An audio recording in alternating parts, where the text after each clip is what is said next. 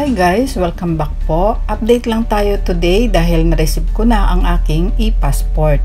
Almost 1 month din ang waiting period at LBC po ang courier. Disclaimer lang muna guys ha, hindi po ako in any way connected sa DFA. Nag-share lang po ako ng aking experiences at nag-a-advise paminsan-minsan sa mga bagay na alam ko na makakatulong sa inyo. Actually, pasalamat na din ako dahil dito na ako sa Pilipinas inabot ng renewal. Marami kasi tayong satellite offices dito na pwede nating pagpilian. Unlike kung sa Japan, pagpunuan ng slot sa Tokyo Embassy, mapipilitan po ako na magbiyahe ng napakalayo papuntang Osaka or Nagoya. So anyway, busisiin natin ng konti ang detalye ng e-passport 2021. Umpisahan natin sa front cover. As you can see, meron po siyang symbol. Yan po yung symbol na ang ibig sabihin ay may naka-embed na microchip or biometric chip sa isa sa mga pages ng passport. Kaya po e-passport ang tawag sa ating passport ngayon. Kaya ingatan po natin na hindi masira or matupi ang ating passport dahil baka ma-damage yung microchip.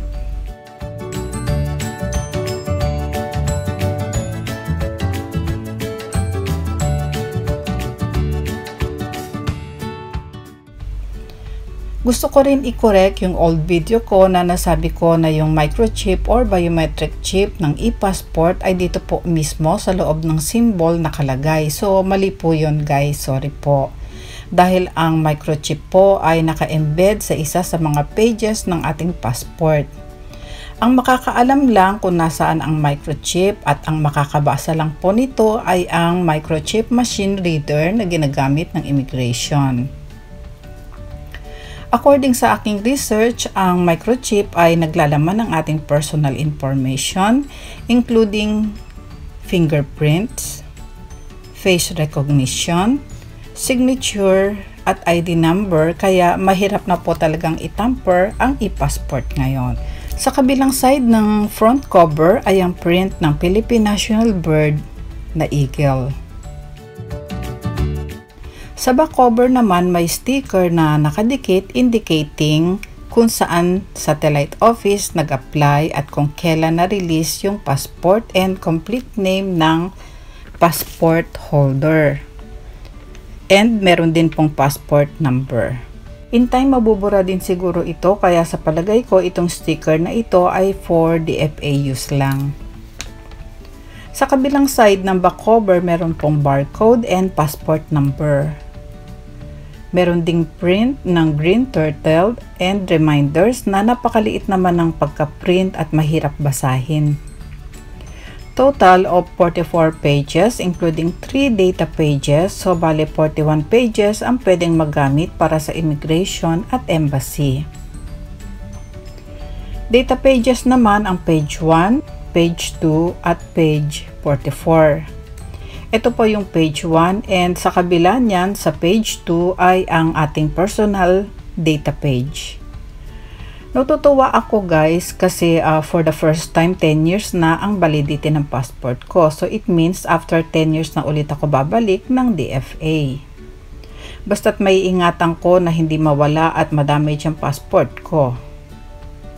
Dito naman sa page 44, make sure na i-fill out nyo ng mabuti pati ang complete address dahil hindi lang sa in case of emergency kundi pati na rin sa in case of lost dahil makakatulong po ito para alam po nung makakapulot kung saan ibabalik ang passport nyo. Hindi rin naman kailangan na kapamilya ang ilalagay natin sa contact person. Anybody na inyong mapagkakatiwalaan ay pwede naman po. Nasa page 3 naman kung saan kailangan nating pumirma, but make sure na yung isusulat nyong pirma ay kapareho ng ipinirma nyo sa DFA nung nag-apply kayo. The rest of the pages from page 4 to 43 ay ang gagamitin ng immigration para sa pag-stamp ng inyong departure at arrival and for visa extension sticker. At gagamitin din ito ng embassy para sa inyong visa approval or visa denial stamp or sticker. From page 4 to 43 din po nakaprint ang Philippine National Anthem na Lupang Hinirang.